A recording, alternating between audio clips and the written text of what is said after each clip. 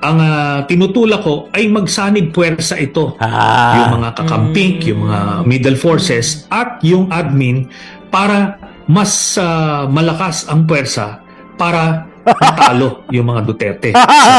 Hindi talaga makatulog. Alam nila eh. Alam nila kung gaano kalakas si BP at kung ano yung impluensya ni BP at kung ano yung karisma. Abunutan daw kami.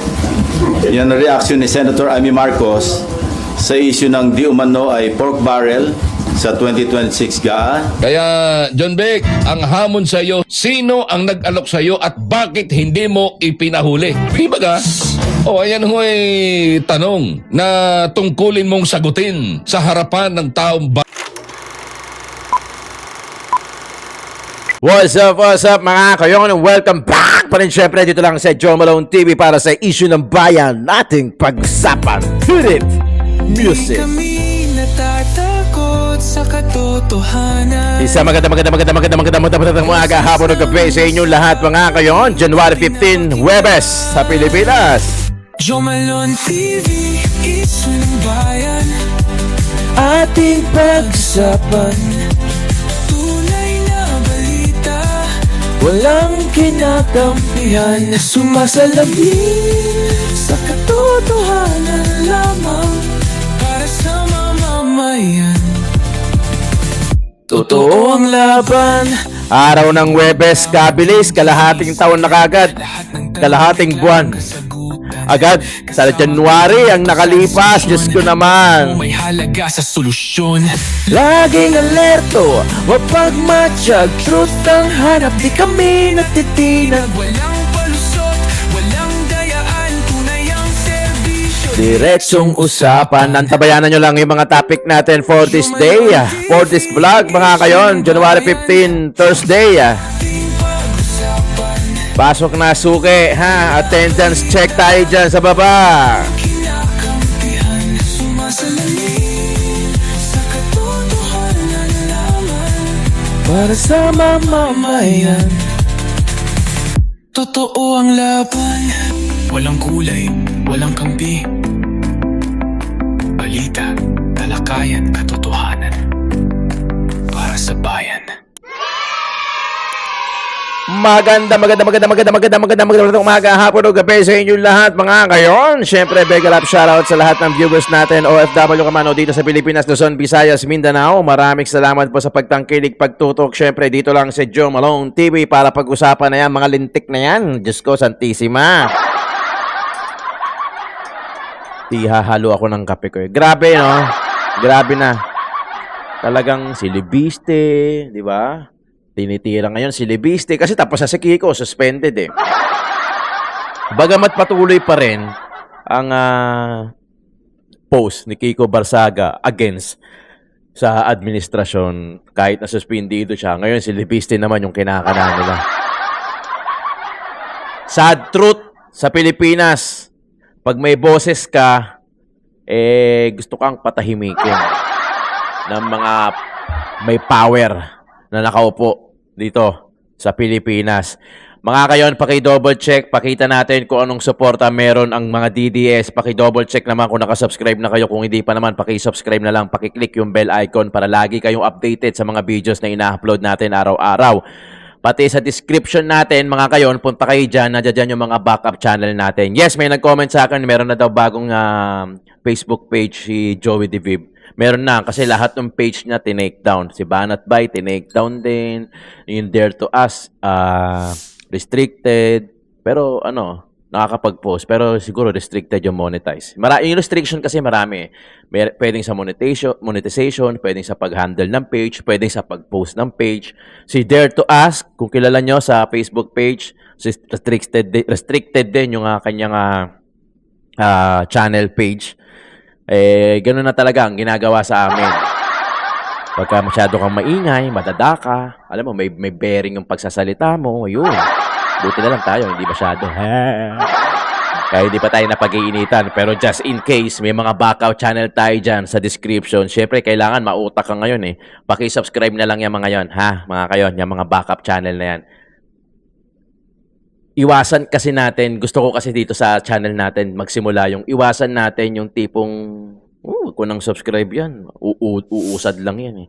Yung pang tipong kahit yung pagiging crab mentality ng Pinoy na hilahin ka, na ayaw kang umangat. Hindi naman sa hihilahin ka. Yung ayaw ka lang umangat. Kaso ganun din yun eh. Hihilahin ka rin eh. Di ba? Yung hihilahin ka, ayaw kang suportahan.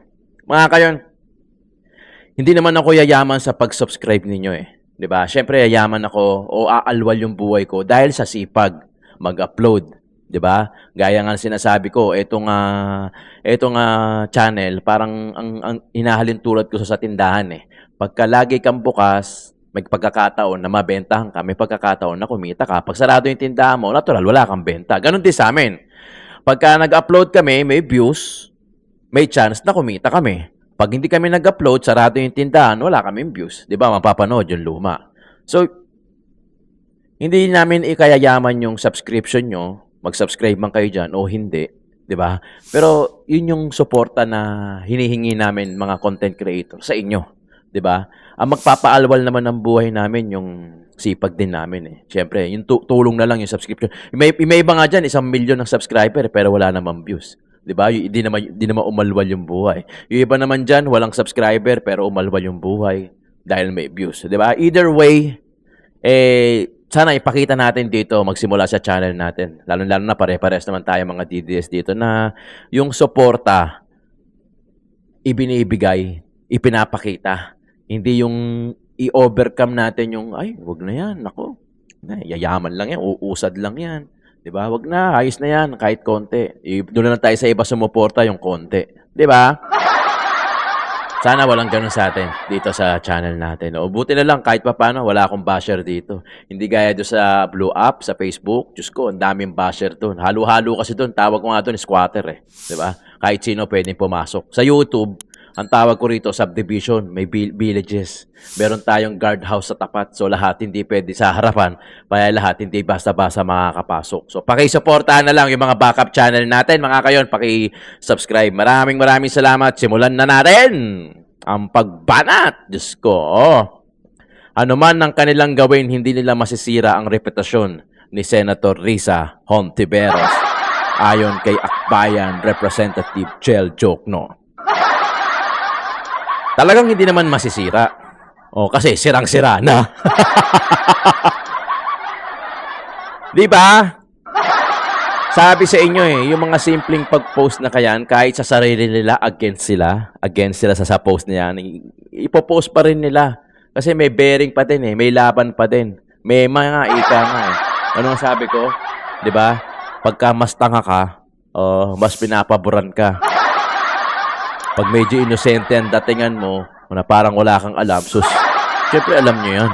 Alam nyo yung ratings, alam nyo yung survey, alam nyo pagkatagilid kayo sa taong bayan, di ba? Alam nyo pagka, tingnan nyo mga reaction, di ba? Sa post, sa reaction pala malalaman nyo na Yun yung parang instant na survey, yung reaction ng tao. May nag-ahaha, kasi pagka maraming nag-heart, maraming nag-like, ibig sabihin, marami naniniwala sa inyo. Kaso minsan, mas marami pa yung reaction, yung haha reaction Kaya doon yung malalaman. Pwede naman sabihin yan, wala namang problema Kahit naman ako tumakbo, sasabihin ko din yan Di ba? Wala kang masisira sa akin. Di ba? Dahil mabuti akong tao. Pwede mong buhatin yung bangko nyo, bangko ng isa't isa. Gusto nyo, pati lamesa, buhatin nyo na rin Pero syempre, ang tanong, kung may maniniwala ba? Di ba? May maniniwala pa rin.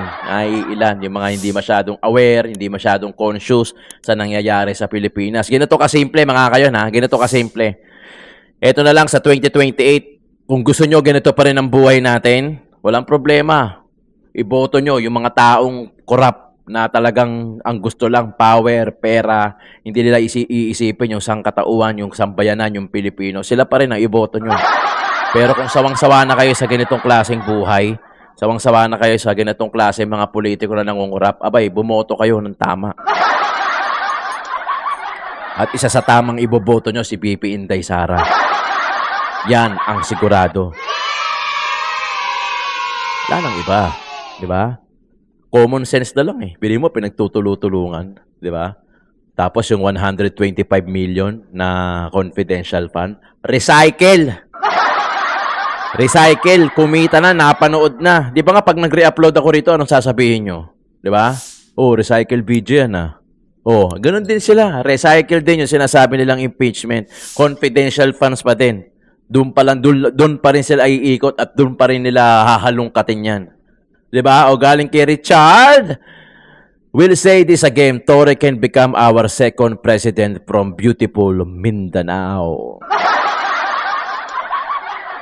Bumibenta pa rin talaga, no? Bebenta at bebenta pa rin yung mga ganitong klaseng post. Di ba? Alam nyo, takot na takot sila na maupo si BP Inday Sara. Talaga. Hindi sila makatulog. Tama yung sinasabi ni Atty. Topacio, naiihi sila sa salwal. Bakit? So, alam nila na wala silang kalalagyan kay BP Inday Sara. Wala. At alam pa nila, isa pa, na pag si BP Inday ang maupo, tapos sila. Yun ang totoo. So, dalawa lang kinakatakutan nila dyan. I think the latter part ang mas totoo. Una, ayaw nilang paupi si BP Inday Sara. Okay, that's the first one. Ang pangalawa dyan, yung takot sila mabalikan ni BP Inday Sara pag nakaupo na si BP Inday Sara. Malamang mas takot sila dun sa pangalawa. Kahit ano dyan. Swerte nyo lang kung magbago ihip ng hangin talaga. Pero I don't think magbabago ang ihip ng hangin. Again, 2026 is your best year. Dahil 2027, non-bearing. 2028, botohan. Ito na yung last chance nyo. Yung mga hindot kayo. 2026, ito na yun. At napakabilis ng lumarga yung panahon. O nga pala, January 19, Monday. Blue Ribbon Committee, start ulit. Abangan nyo yung natin, yung mga upload natin. Meron din tayo sa Facebook, pero iba kasi yung ina-upload ko sa Facebook. Sa Facebook kasi, more on Reels. So, maiikli lang doon. It's either ito yung makikita nyo doon, o yung post, o yung Reels neto, o kung ano naman.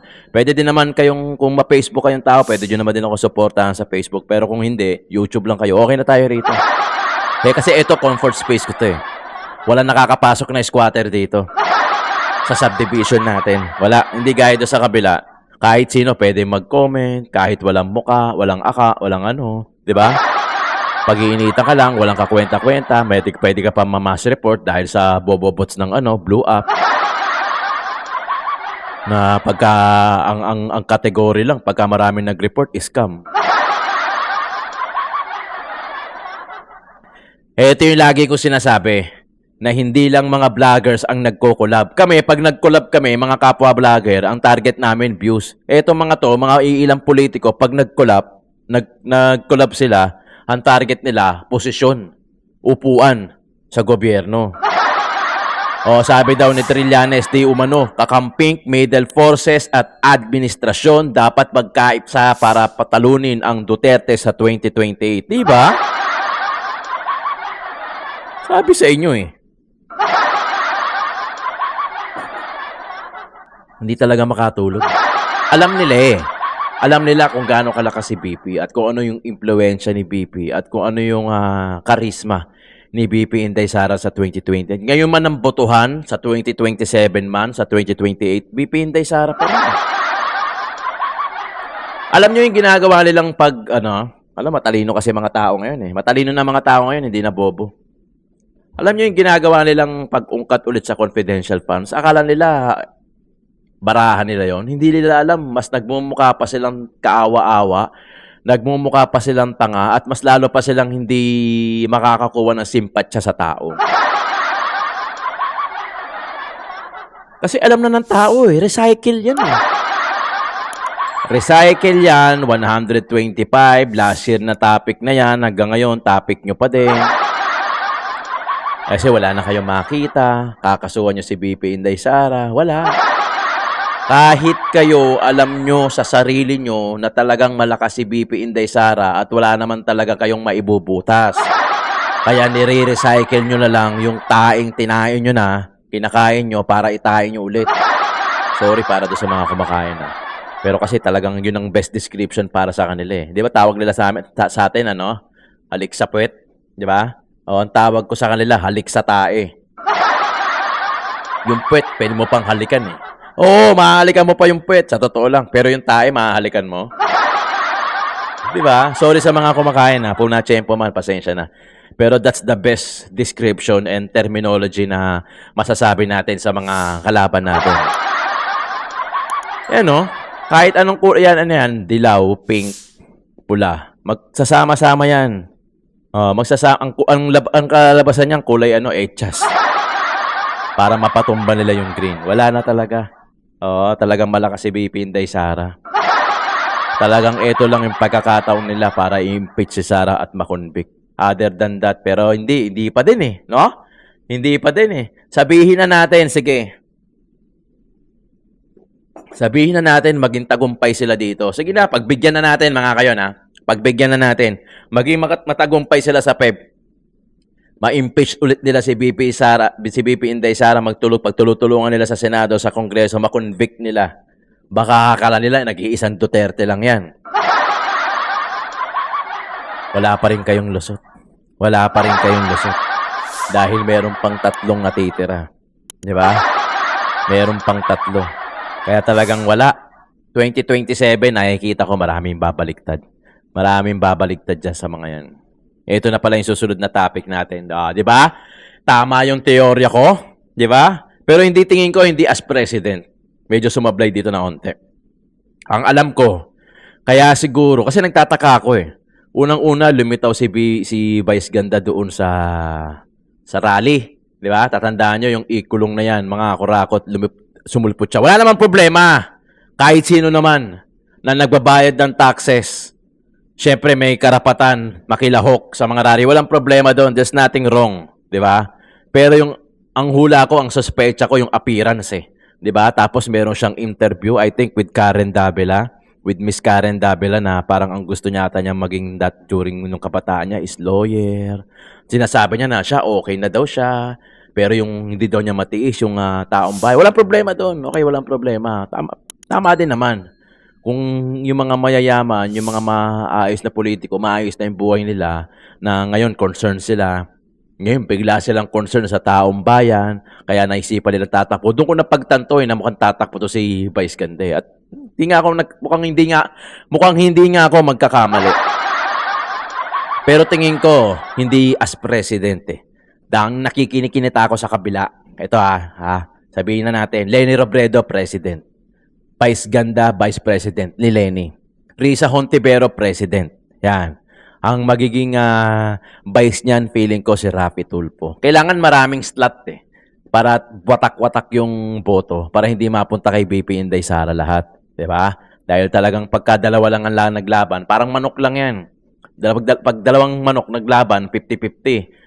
Pwedeng 50% na matalado ka, 50% na mananalo ka. Yung percentage hati sa gitna eh. Di ba? Pero pagka marami, dalawang manok, nagsama ka ng pato, nagsama ka pa ng itik, medyo mahahati yung boto. Pero syempre, hindi pa din. Huwag din pa rin kayo papa siguro. Abay, tatahi-tahimik lang kami. Pero pag sumuporta to, tunay talaga. Pagka humagupit, talagang lalatay. Mga kayon, huwag niyong kalimutan mag-subscribe dito sa channel natin, ha? Punta rin kayo sa description. Meron tayong mga backup na channel doon. Paki-subscribe mga kayon. Walang bayad dyan. Yan na lang yung support ang hinihingi ko sa inyo. Meron din tayong join membership dyan. Paki-click na lang pagka gusto nyo maging member dito sa Joe Malone TV. Okay. Next. Ito na. Yung video na natin. Game! Ano po? Ang dun sa hanay ng mga middle forces na tinatawag ko, meron selection committee nagaganap sa kasalukuyan. Yan na yun. At eventually merong may mga criteria sa pagpili, at pag natapos yung proseso na yan, itutulak nila yung preferred candidate from the middle forces. Ngayon, doon naman sa administration side, ang nababalitaan natin, ang mga nag-aspire tumakbo for president, ay si General Nick Torre at itong si Secretary John B. Cremulya. So, yan naman ay sila naman ang bahala kung paano nila ipopromote sarili nila. Pero ako po, personally, ang tinutulak ko ay magsanib puwersa ito. Yung mga kakamping, yung mga middle forces, at yung admin para mas malakas ang puwersa para natalo yung mga Duterte. Di ba? Hindi mapakali, no? Hindi mapakali. Talagang taing-tai talaga. 2028. Sir, yung Pink Forces, ilan yung nakikita ninyo na possible na pinagpipilian para sa presidente? May narinig kasi ako 2 names senador daw. Yes. Ang ngayon po, ang kinukonsidera na lang ay si Senator Risa Ontiveros tsaka si Senator Bam Aquino. Si Senator Kiko tsaka si Mayor Lenny nag-beg off na sila. Nag-beg off sila. Kaya ito na lang ang dalawa ang nasasubject sa ano. Ngayon maraming nagsasabi na ano yan, na parang hindi Lokohin sila yung lelang gaanong yun. matunog o kung ano man. Kung aalalahanin natin, si Duterte mismo nung 2014, around this time, 2 years before the elections, ay hindi pa rin kumbaga Design. matunog yung pangalan niya. Tumunog lang yung pangalan niya nung December na nung substitute. Yes. Even si President Marcos. Hindi sinungaling bago pa siya mag-substitute, maingay na talaga. Marami nagre-request na tumakbo siya dahil nga laganap na ang droga sa Pilipinas, sa Davao. Malinis, maayos, maganda. Kaya talagang hinihiling ng taong bayan na tumakbo siya bilang presidente noong 2016. Kaya talagang mas umingay siya lalo. Inire-request nga yan Ayaw nga niyan tumakbo, di ba? Tayo nga ang naglagay sa kanya dyan. Tayo ang naghikayat kung tutuusin. Okay na daw siya sa Davao. Di ba? Ayaw niyan tumakbo. Kaya nga late nang nag-submit yan ng COC. Substitute pa nga yun Just before the filing, hindi naman siya matunog. Kung hindi, Alokohan. ando doon lang siya is just one of the alternatives. But eventually, pag nag-consolidate na lahat towards the filing, ano yan. Pero kailangan yung initial legwork nila, policy research, yung personal preparation nila, ay nagsisimula na. Di ba? Halatang nagsisinungaling. Ano kayang hindi daw matunog? Matunog na si Duterte noon. Noon pa lang matunog na yan.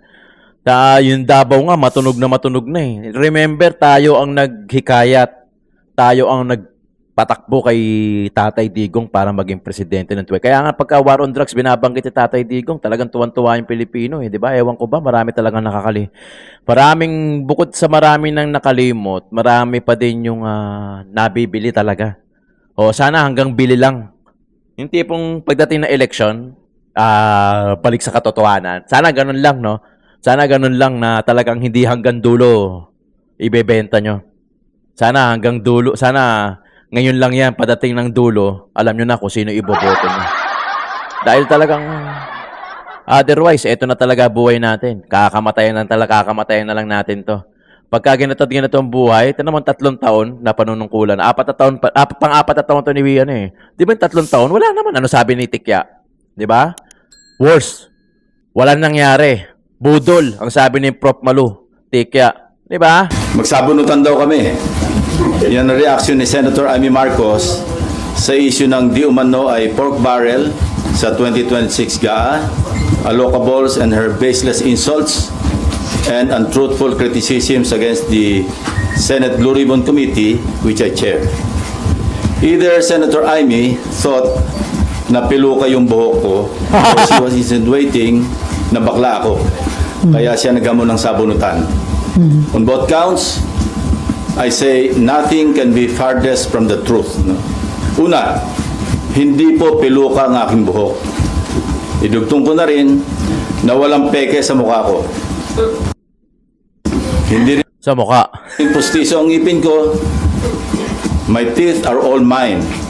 Ulitin ko, walang peke sa anumang bahagi ng aking mukha. Pangalawa, lalong hindi ako bakla. At kung iniisip ni Senator Amy na bakla ako, wala siyang maaaring makita na macho dito sa mundo. Pangalawa, or anyway, please don't get me wrong, I have nothing against homosexuals. It is their choice and I respect them for that. But as far as I'm concerned, kahit hindi ako kagwapuhan, para sa akin, masarap pa rin na maging tunay na lalaki. At tulad ni na Tito Soto at Gringo Hunasan, macho din po ako. Lalaking lalaki. Period. End of discussion. Grabe naman to si Ping. Napaka-irrelevant nung topic no. Bakit wala pa rin nakukulong? 'Di ba? Mas inuna mo pa sabihin na hindi ako bakla kaysa doon sa mga talagang big fish na dapat makulong. Hindi ka naman sinabihang bakla ni Senator Amy. Grabe naman, direct board naman, 'di ba? Hindi ka naman ata sinabihan na bakla, ikaw naman, no? Sabunutan nga kayo. 'Di ba? Mas inuna nyo pang sagutin yan, nagpa-presscon ka pa para sabihin hindi ka bakla kaysa doon sa magpa-presscon na, uy, may nahuli na, big fish, eto na. Napaka-irrelevant, no? May presscon pang ganon, kapihan sa Senado, na to the point na may question and answer pa sa mga mainstream media. Ang issue lang naman dito talaga, bakit wala pang nakukulong na malalaking isda sa flood control issues na yan? Sabi sa inyo di ba? Ano sabi ko doon sa nakaraang kong vlog? Lahat ng issue na pwede nilang i-aggravate nila. Kahit yung dumi nyo sa kuko, pagka hindi kayo nakapagkupit ng kuko, di ba may dumi sa nakasingit-singit, pwede maging issue yan. Kita mo, yung sinabihan ba o parang ganun lang yung situation ni Senator Amy na ito naman, pinalala. Sinabi na hindi daw siya bakla. Na kesyo yung wig niya. Totoo daw, wala daw retoke sa mukha niya, yung ipin daw niya. Hindi naman yan ang issue di ba? Ang issue, yung kung bakit wala pa rin nakukulong na malalaking tao sa flood control issue na yan. Ito ang Grabe hamon naman. sa iyo ngayon, John Vic, kung talagang hindi yabang ang pinagsasabi mo. Sino ang nag-offer sa iyo at bakit hindi mo ipinahuli? Nakagaya ng ginawa nitong si Congressman Leviste. Bakit? Hindi mo na ipahuli o hindi mo ipahuli o hindi mo... Baka naman kasi tama ang bulong sa akin ng Mang Teban. Ang tsorya ko dyan, hindi sila inalok. Sila ang nanghihingi.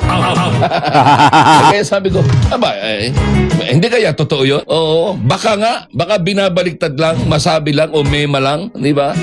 Pero I doubt naman which is parang pwedeng mangyari kasi kilala naman itong gobyerno ito sa buong mundo na itong kasalukuyang gobyerno ito ang pinakakorap na gobyerno sa kasaysayan ng Pilipinas. Kaya, John Vic, ang hamon sa iyo, sino ang nag-alok sa iyo at bakit hindi mo ipinahuli? Di ba ka? Ayan tanong na tungkulin mong sagutin sa harapan ng taong bayan. Iniyabang mo na ipinagmalaki mo pa, pero wala ka namang binesa. Sabi niya, wala kang sinabi. Puro daldal, puro yabang. Kaya sabihin mo, ibulgar mo, maraming media nakapaligid sa'yo, di ba ga? Sabihin mo, ang nag-offer sa akin, no? Yabang ang lintik na ito. Di ba? Sino? Hindi, kasi ewan ko kung nabalitaan nyo, meron daw nag-offer doon sa magkapatid na Remulla na 2 billion ata para sa flood issues control. Kaya yun yung sinasabi ni Ga na ba't di mo sabihin kung sino nag-offer? Bakit kailangan sa akin din may nag-offer 5 million. Mag-vlog ako sa kabila. Naniniwala kayo, di ba? Madali lang kasi magsabi. Diba? Pero kung sa papapangalanan, wala rin ako mapapangalan. May nag-offer nga sa akin 5 milyon. Kasi nga, madali lang magsabi. Ito talaga itong magkapatid na to. Diba? Talagang kahit gagawing issue din diba? Ang mga bataan talaga ni Talagang handang gumawa ng kwento, handang gumawa ng mga issue para mailipat lang, may ilihis lang nila kung ano yung mga talagang dapat na pinag-uusapan. By the way, January 19, resume naman ng Blue Ribbon Committee. Kaso hindi kasi ako believe dito kay Pinky. Pero kung Marcoleta yan, siguro marami na nadidikdik ngayon. Diba? Marami na nadidikdik ngayon. Wala na, kita nyo kay Saldico. Naging useless yung niya Naging useless yung yung statement niya, yung naratibo niya. Naging useless. Kita niya, wala na. Diba? Yung flood control, matatabunan yan ng impeachment. Maniwala kayo sa akin, matatabunan niya ng impeachment. Actually, natabunan na nga yan ng budget Yung 2026 gaan na budget. Ngayon, matatabunan ulit yan. matatapunan. Ngayon ang ginagawa siguro nila, pinag-uusapan nila ulit ngayon kung ano yung budget para sa 2027. Welcome to my country. Ganito na po kami sa Pilipinas. Again, kung gusto nyo ganito pa rin, o sila ulit iboto nyo. Hanggang sa kamatayan na lang natin to. At tapos yung mga anak natin, mahihirapan din. Pass the baton lang. Pasa lang natin yung hirap doon sa mga anak natin. Tapos yung mga anak natin, papasa nila yung hirap doon sa mga anak nila na apo natin. And so on and so forth. Generational curse. Pero kung gusto nyo ng pagbabago, alam nyo na yan sa 2028. Ayaw nyo kasing gumising eh. Di ba? Okay na kasi sa inyo yung magtatrabaho kayo, kikita kayo, wala kayong pakialam sa gobyerno, kung tumaas yung bilihin, tumaas yung pamasahe, pero pagka ipit na kayo, loan dito, di ba lalo na ngayon yung mga loan sa mga app, mas madali na mag-loan. Pag hindi kayo nakapagbayad, may kakatok sa bahay nyo. Ikot lang tayo ng ganon. Trabaho ka lang, kita ka lang, kakain ka naman, makakabili ka ng cellphone, tapos trabaho ka ulit. Pag umabsent ka, manghihinayang ka sa isang araw kasi kaltas sahod. Tapos pagka nakaipon, maglilib. Ganon lang. Okay na kayo sa ganon? Na wala tayong nakukuha sa benefit kasi wala nagkakasakit. Iinda ka lang pag nagkasakit kasi ubos pera. Ubos ipon, negative ka pa, credit ka pa. Pero pagka wala kang sakit, nagtatrabaho ka araw-araw, wala kang reklamo. Di ba? Magre-reklamo ka lang pagka nagkasakit ka kasi maapekto ka na ng hospital bill. Pagka wala kang pambayad, lalapit ka na sa mga kung sino-sino mga politician para ma-zero out lang yung bill mo sa hospital. Tapos magkakasakit ka, may maintenance ka, di mo may enjoy yung mga discounted, yung pamasahe, tumataas, yung mga bilihin, tumataas, yung kuryente, tumataas, hindi ka makapag-aircon, yung wifi, wala kang pambayad. Di ba? Okay na kayo sa ganun no? Yung sa kabila, I'm referring to other viewers. Kasi eto mga viewers ko, kilala ko na to eh. Di ba? Wala, ganun lang. Pero if you want to put a period to what is going on and what is happening right now to our government, sa 2028, alam nyo na, Duterte, wala nang iba. Maraming salamat mga kayon, Joe Malone TV, Issue ng Bayan, ating pag-usapan.